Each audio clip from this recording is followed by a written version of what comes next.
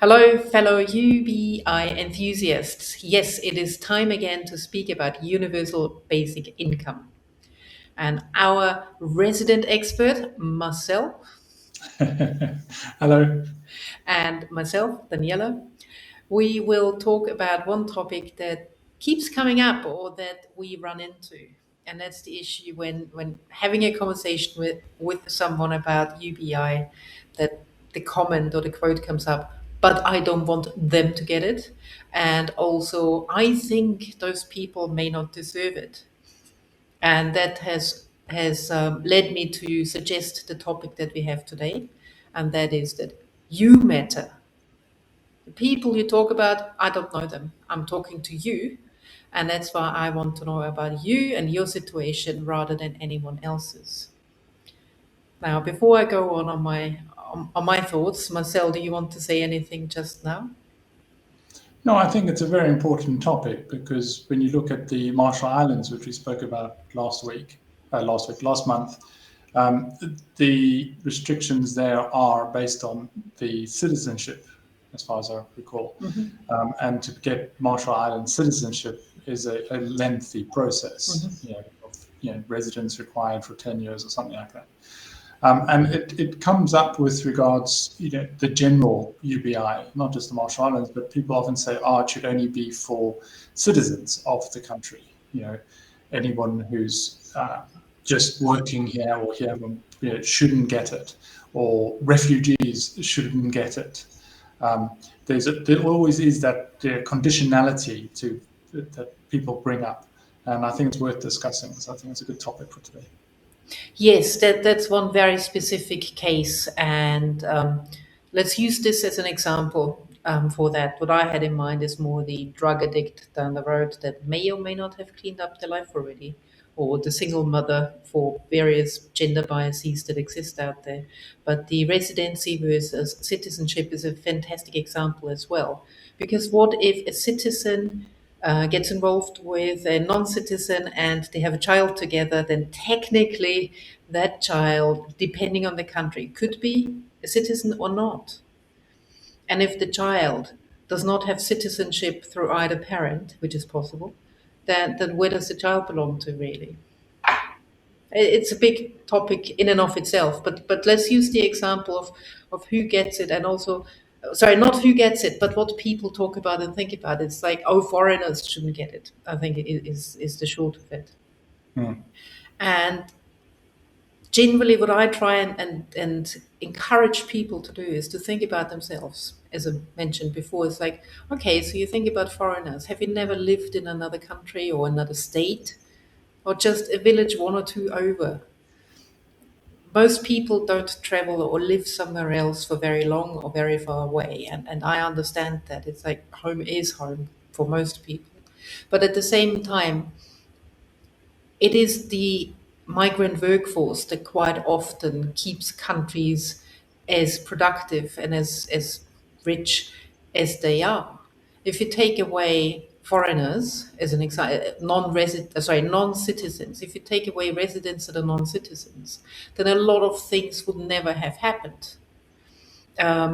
Thinking about my time in the UK, Marks and Spencer's, which is a retail store of better quality, one of the partners was not actually from the UK. So that incredibly well-known retail store with a very long history would never have existed because one of the partners would not have been there really. And that's where I again suggest and encourage people to think a little bit wider and look at people as human beings rather than labels that the government hands out, and labels that often divide rather than unite people. No, and that's what I'm saying. It's those kind of exceptions that come up, and I think regardless of what the exceptions are, and I think the drug addict is another example. The person who's lived here all their lives is definitely a citizen. You can't argue that they shouldn't be getting it because they're a foreigner or something. There's still the argument, but they shouldn't get it because they don't deserve it. And I think that the same arguments apply to you know unemployment benefits. People who are lazy shouldn't get unemployment benefits. You should prove that you're trying to look for work. to get unemployment benefits. So there's that aspect as well. The more narrowly defined but just subjective opinion as to who should and shouldn't get, and I think that's the more interesting question in many ways. So let's be proactive and positive about it. What can we do if we find ourselves in one of those conversations where we try and have an educated conversation about universal basic income, and our conversation partner repeatedly says they shouldn't get it, or they can't get it, or no, we should not have it at all, because some of those people would get it too. Now, one of my favorite responses is to point out that I want the other party to think about themselves. And I realize that a lot of people are brought up to not be selfish, because selfishness is seen as a negative, and thinking about receiving money from the state, some people think is selfish. And I try and get them out of it. So rather than saying, oh, imagine yourself getting it, how about, well, what about your daughter, your son, your parents, or somebody around them in their circle? What about them? Wouldn't you want them to receive it?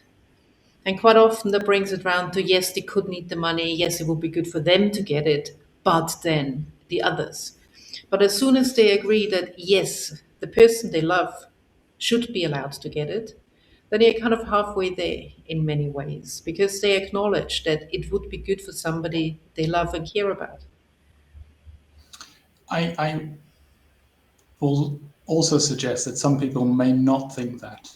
If they have a son or daughter who, is just not going out to work, not going to look for work, not going to, and is now receiving a UBI and therefore has no incentive to go out to work.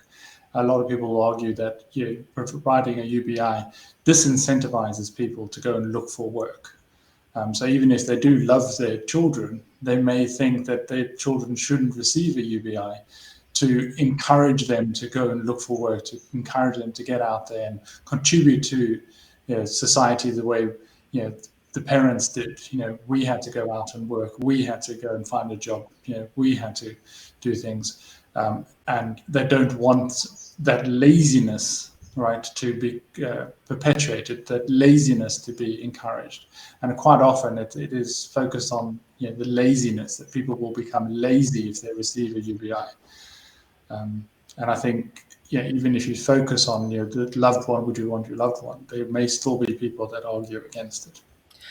That is exactly what I keep hearing. And then my response would be that I hear that you love them very much and you want them to be productive. You want them to find the right job. And you want them to go out there and be their best version. Now, in the meantime, do you want them to starve? Do you want them to live on the streets because they don't have the money for food or rent, clothing, and things? What happens? The argument again is that if people are not given handouts, that they will find innovative ways to make money. And therefore, if you're not giving people a UBI, they will be incentivized to find an innovative way to make some money. Unfortunately, the main way that people who don't have a job and don't have an income of some sort find to survive is through crime. Stealing stuff and just basically making society worse off. Encouraging all of us to lock doors, and and the more unemployment there is, the more crime there will be expected to be. And I think that's the short-sightedness of trying to force people to be, find some way to survive. If you can't get a job, then what else are you going to do? You can to do something, and desperate people will do desperate things. Yes. And so you have that problem, and you also have the end result of that your prisons get filled up with criminals, petty criminals, who've been doing the something desperate to survive, who now effectively get a UBI because they now get free board and lodging, Yeah. right? And we pay for them, to have somewhere to live and food and whatever else for as long as they are in prison. Okay. A quick side note: we are not advising people to commit crime to live tax-free in a prison. Yeah, please don't do that. That I've read that some people do that. They go to a yes, yes. rich country which has a good prison system and commit crimes just because the lifestyle in the prison is better than they would have had back home.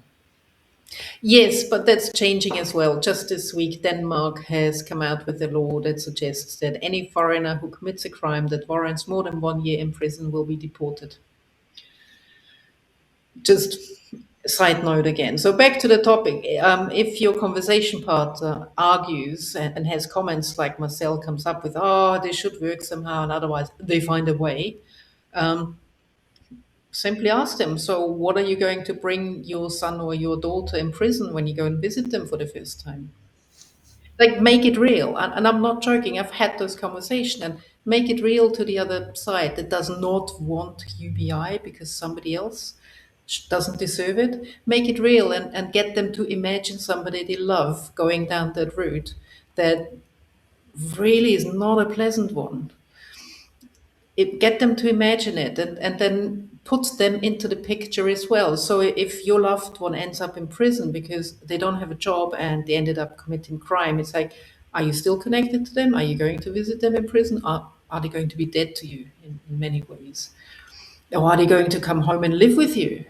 And how many out of your children, assuming you had more than one, and again, the example of children is an easy one given my age. If you're younger, it may be an aunt, it may be the parents, somebody you care about. It may be a current friend or something, somebody you really care about, and paint the picture around that person. Because it's a lot harder to really imagine a storyline and a narrative where you were part of it. And that is what I'm generally try and do if somebody says, oh, no, it's because somebody else. And I try and put them into the picture. I try and get them to see that they have a voice, just like you. When there's a referendum, like in Switzerland a few years ago, or there are elections, like in South Korea, where now there's a president that is in favor of a UBI, things like that. People generally, at some point, and I'm not saying every year or every time there's an election, at some point, people have the option to make their voices heard. And I want you to realize that you have that option, you and your friends. And that's why I'm trying to be positive about it and have those conversations. And I find that they're very similar comments like Marcel has just come up with. And it's always a case of trying to look down on someone. And my point is, try and imagine a situation where you are the one, according to your description, would be looking down on somebody who they really care about. And once you put the narrative around the person, things change, and you can see them starting to think, and they take a bit longer to respond because in their brain, literally, they're trying to imagine it, and they're trying to find out, hang on a second, no, I do want them to have a UBI. I do want them to get the help they need.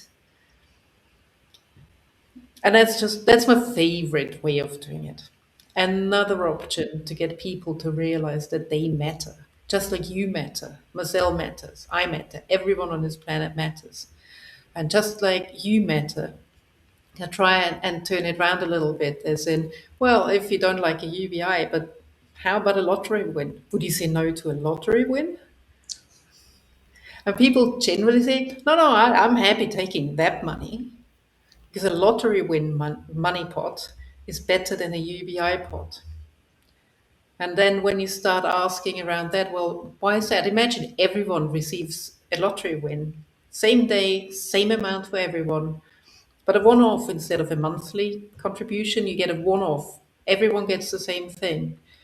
And sometimes you see people go from, yes, I want the lottery win, I really, really need the money now, and all the good things I can do for my children, for my parents, for my loved ones. And then you say, but if everyone gets the same lottery win on the same day, it's like, no, no, they shouldn't get it. And it's like, but then you don't get it. You can't do good things for your loved ones anymore. And again, you start seeing people responding a little differently and going a bit quiet at times. And the line I hear very often is, oh, it's not the same. There are many lottery winners around the globe, not in one country or one city, but there are people who are lucky enough to win the lottery. I'm not advocating for playing the lottery. The odds of winning are so small, the insignificant. It's pure chance, basically. But what I do want to get to is for people to imagine all the good things they can do with a windfall. And if you word it around a lottery win, because people know, most people know what a lottery win is, that, it's simply money into your bank account, no questions asked. They can imagine it. They can imagine the positive things they can do with it. And again, you get them to imagine things and to put themselves in the story and being all happy about it. And then you say, but what about everyone else if everyone got the lottery win? And because then it's a lot harder to argue against it. Because wouldn't it be nice? I don't know myself if you've ever tried that with someone in common. And not with the lottery win aspect to it, but it is an interesting question, because if you ask people what would they do if they had a UBI,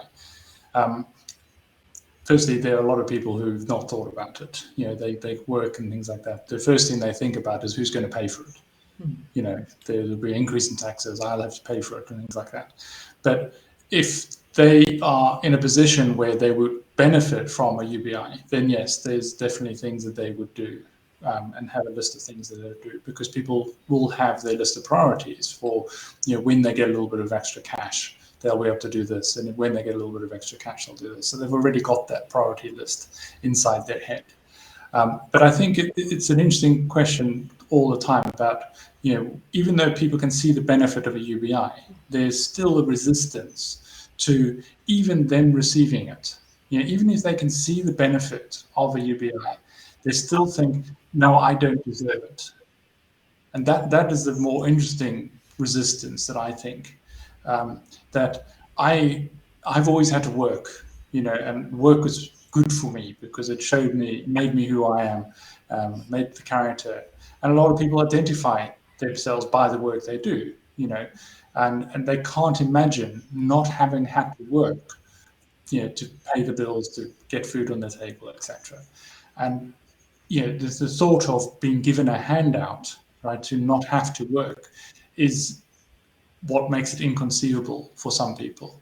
They just resist the whole concept of, well, if I didn't have to do this job, the first thing I would do is just quit, because they hate their job. That menial job that they've hated all their lives, but it was what built their character, what made them who they are today, and therefore, we shouldn't be changing that because people should have to work. And I think that's an interesting question that people have, or view of the world that people have, that without work I would be nothing, and I think that's the challenge, because if you say, well, even they don't want to receive a UBI, why should the lazy people receive it, or the foreigners receive it?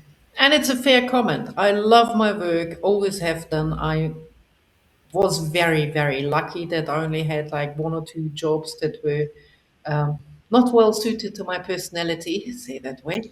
Um, but generally, I was lucky with it. So I completely agree that a really good task that you enjoy, that you love doing, where you want to become an expert, um, or simply that you want to do to pass the day and it's enjoyable. I don't want to judge what you want to do. You just go and do it. And the reason why I know that a UBI is not going to stop it is, look at Donald Trump, Jeff Bezos, Bill Gates, Warren Buffett even. There are a lot of rich people out there that don't need to work, and they still do. They enjoy what they do, they keep doing it. And that is everything you need to know about a UBI and how it's going to impact work. Those people who say, oh, I'm going to quit my job and will never work again, that is correct. They will quit the job and they will never work for somebody else in conditions they don't enjoy. And they shouldn't. and they don't need to anymore with the UBI, because with the UBI they then have time, first of all, to take a break. Some people may need to get counseling to get over PTSD from the workplace, and that happens. Some people just need a shorter holiday somewhere in the sun, recharge their energies. And then there will be the point where you think, no, I want to do something again. And it may start slowly, like walking your dog a little bit further or meeting with other people in the park with your dog. So a friend of mine just got a new puppy. So a lot of dog talk in my world. So that's one option. I know people who start gardening more, and one circle of friends that have started gardening mainly during COVID, they're now exchanging the vegetables. Everyone is doing something different come harvest time. They're exchanging their vegetables, and everyone has a little bit of everything. Things like that. They never intended to do that, but with COVID, they found out, oh, I'm actually good at this. I like this. I prefer growing tomatoes over cucumbers. Um, I'm not judging. I like all of the vegetables, but things like that. People find things to do. And if you don't believe me, then I would really recommend watching some of the TED Talks and interviews with Ken Richardson, or read his book, The Element. I'll put the link down below, to a way he sets out on a way to find out what your element is, the task where you feel like in your element that can fill all of your day, and you can become an expert and guide other people in that task. And it could be anything. He has a story about a young woman who then goes and sails around the world, for example. He has somebody else who turns down a lucrative career as a concert pianist to become an editor. Happy as. She's so much happier now than she was before. So it's simply a case of finding what you want. And being stuck in a 9 to 5, working for a micromanager who calls you on a Sunday morning, no, that's not the way. That's not anyone's ideal. Well, that's not most people's ideal of or idea of the ideal job. So yes, the jobs they have, people hopefully will leave, but with automation, then again, barely will nudge the needle in the job market. And then they have the time and the capabilities and everything to do what they really want. And that's the my question that I turn over to people then, do you actually know what you really want to do? Do you have that one hobby that just lights you up? No, I agree, and I think that's probably the main root of the resistance is that they can't imagine what they would do if they didn't have to go to work, every day, every weekday at least. It's that I've always had to do that, and what would I do if I didn't have to do that? If I could quit and retire? Some people can't imagine it, and but there's also the I had to do it, so everybody else has to, and therefore they would resist, a UBI for themselves, just to force other people to also suffer the way they've had to suffer. We saw that with the student loan forgiveness. It doesn't impact anybody, other than the people who are having their loans forgiven. And if you're having your loan forgiven, do you really want to turn around and say, no, I think I need to continue to pay this off, right? I continue need to pay a bank, right? More money, right? Plus interest every month until I've paid off this loan. No? Or do you think, no, the banks have got enough money, I should be able to keep that money for myself? I know there are some people that think that, no, this is a debt, right? And I need to work it off. I took the debt out, I need to pay it off.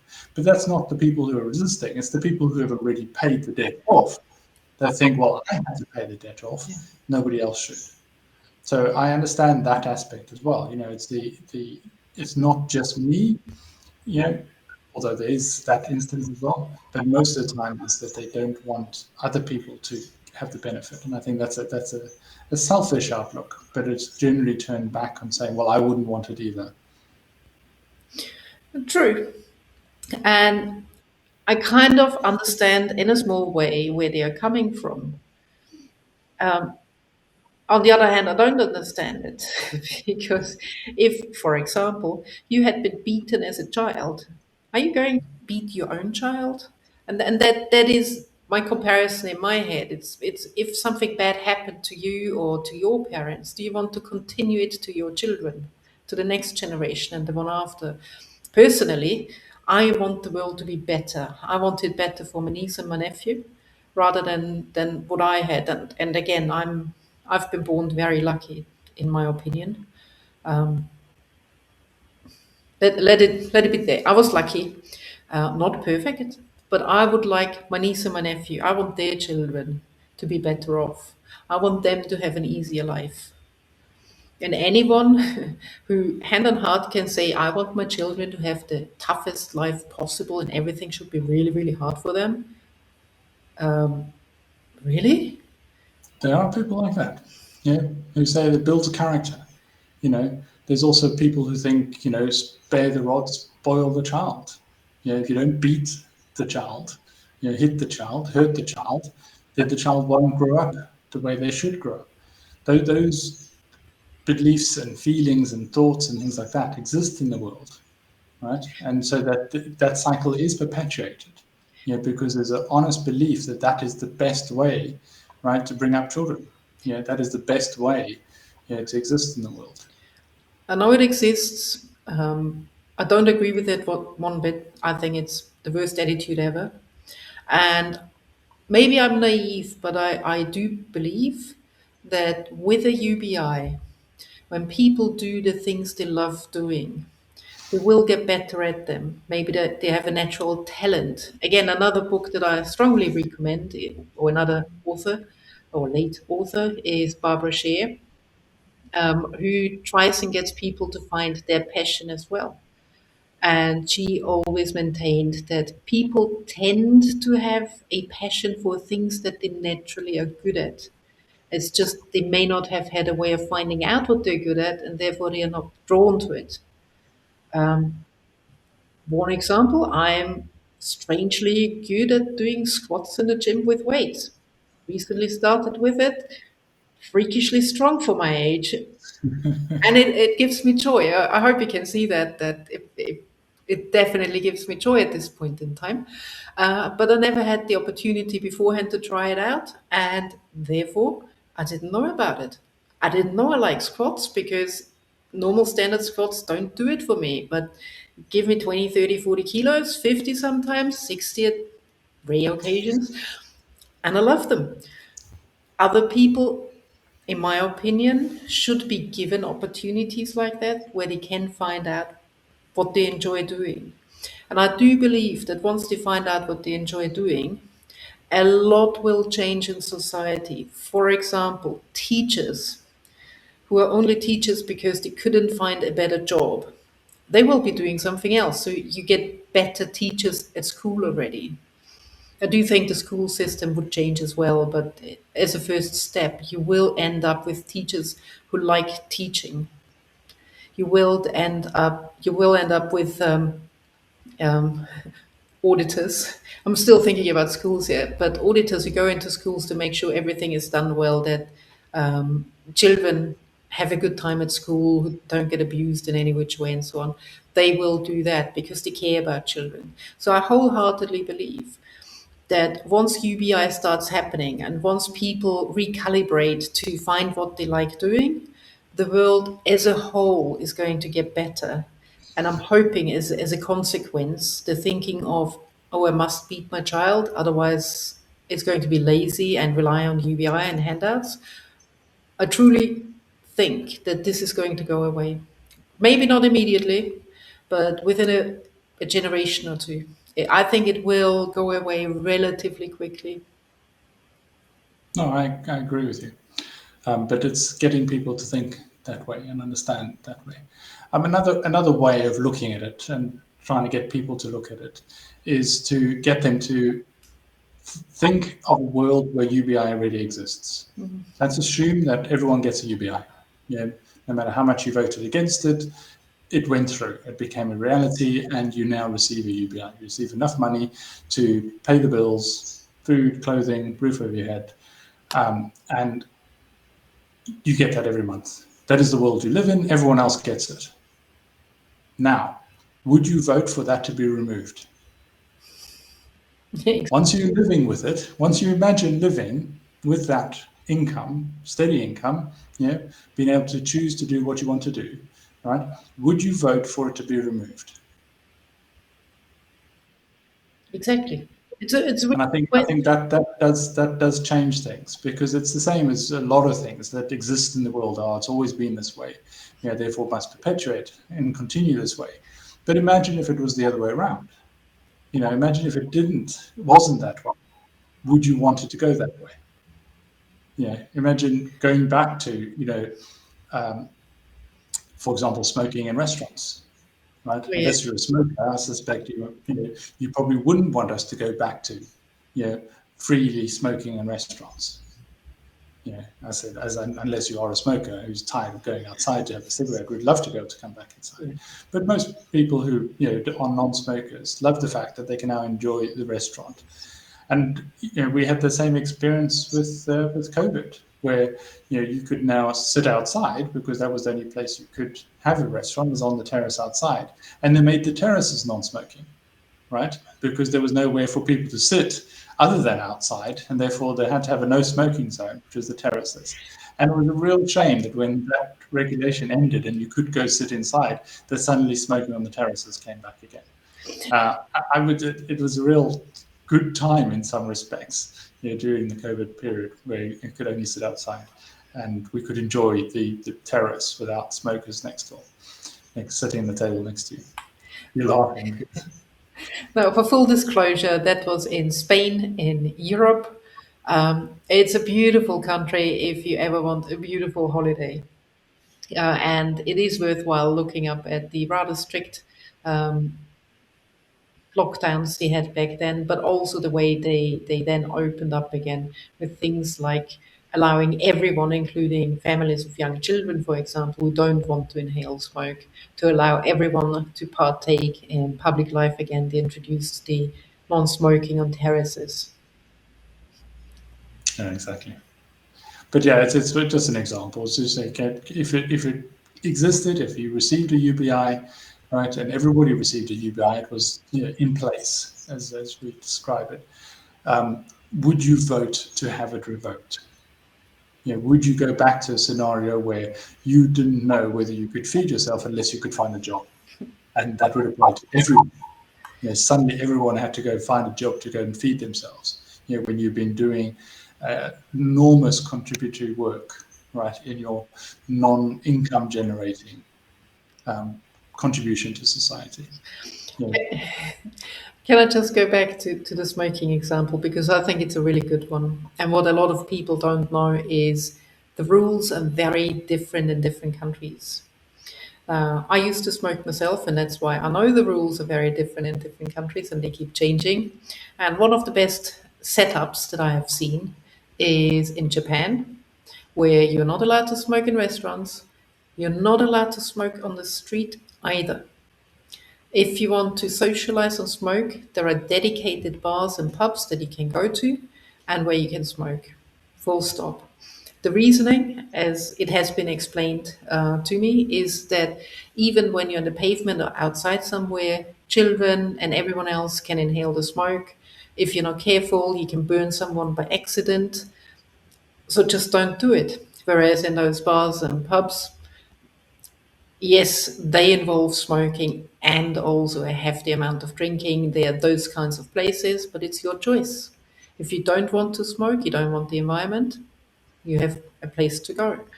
And yes, with UBI, let's imagine a world that runs differently. So let's imagine we have the UBI. If you don't want the UBI money, just give it away. You don't want the handout? Be public about it, that you reject it. Send it back to the government, donate it to charity, do with it what you want. You have I have a problem with that approach, is that there's always then the incentive to make people, publicly show that they're giving it back. You go back to the scenario of, peer pressurizing people to show that they are not worthy of a UBI. Beware of that if people don't want a UBI, they can do whatever they like with it. Yes, let them. And if they want to, if That's the reality. If they want to give extra money to charity, that's what they choose to do with their UBI. That's their choice. They don't have to do it publicly. They can do whatever they want with it. I feel nobody voluntarily pays more tax. Not that I know of. Where you sit there and go, well, I think the government could do with some more money. I'll give them more tax. So I don't see people giving it back to the government, because that would be the equivalent of paying more tax, deciding I should actually be paying more tax. That I don't see it happening. But if you get money that you don't need and you would like to be charitable, then fine, fair enough. Spend it on charity or whatever. Next month you can choose to do something different with it. And I think that's the beauty of UBI, is that everybody is free to do whatever they want with that money. And I think that's the issue that some people have when they say, oh, I don't want to give it to the drug dealer, they will just spend it on drugs. It's like, that is their choice. If they want to spend their money on drugs, let them, right? Who are we to say how they should be spending their money, right? But at least they have money, right? And if they choose to spend their money on drugs or food, or some accommodation or whatever it might be, then they have that choice, and those individuals have the choice to decide what to do. And more importantly, if they need help because they feel they have to spend the money on drugs because of their addiction, then we should be providing that help. But that's a separate discussion. It's not a discussion of whether an individual should have the choice to decide how they spend the money. Everyone should have that choice. And if the system's in place, right, people should be free to choose how they want to spend their money, right? But I can't see, once that system's in place, that people vote to go back to the old way. Can I just do another side note on the drug addiction topic? There are cynics that say, well, at least with a UBI, people who are addicted to drugs are going to die quicker because they're going to buy more and get an overdose.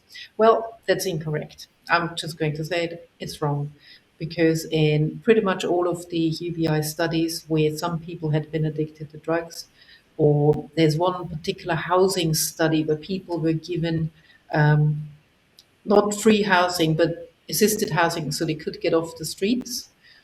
And most people who have been given a little bit of help, but not just a one-off or two-off, no, a bit of help for, say, a year or 6 months, most of them actually got off the drugs.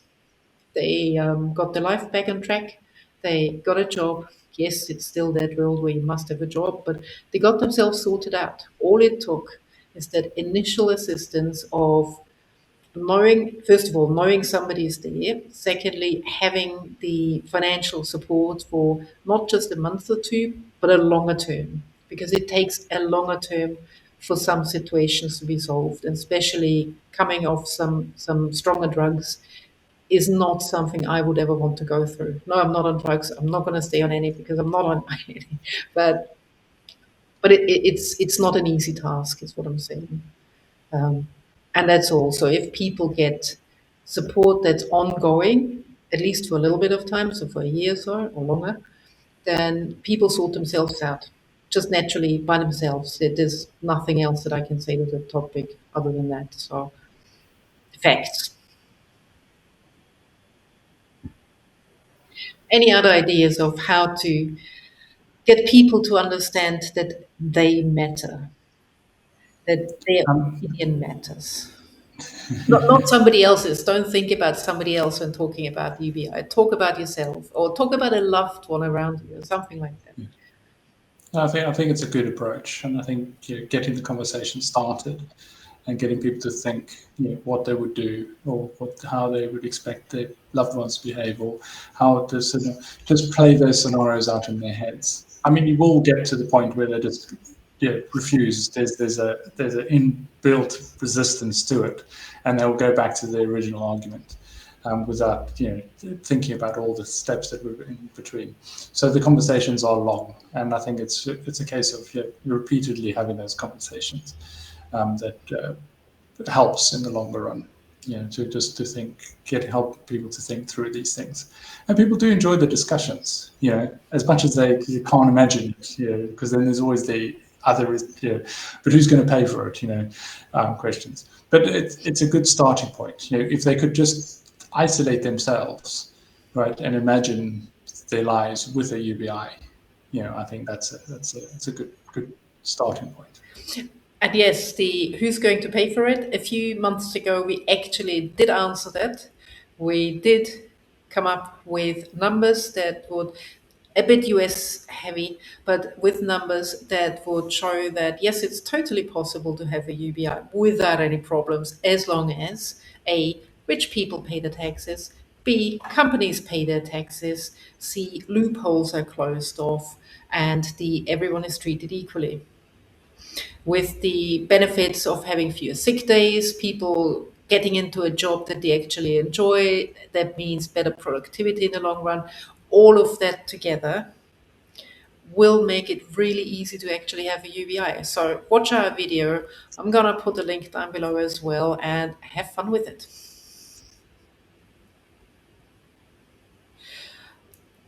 That was it from me for today. I would strongly encourage you to have the conversation around UBI with all your loved ones, and just for fun with those you don't love. Why not? Try your conversational skills.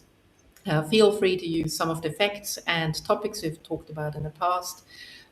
Be nice to people. They may never have thought about a different world, as Marcel pointed out rightly. Be kind. Kindness is what we need at the moment. And when I said talk to your loved ones, well, Valentine's Day is coming up. It's the perfect first or second date conversation. Just see if they get on. Have fun with it, as I said. And with that, I would like to close today. We will see you again on the first Tuesday in March. And I hope you have a fun filled February, and we will see you then. Bye bye. Bye.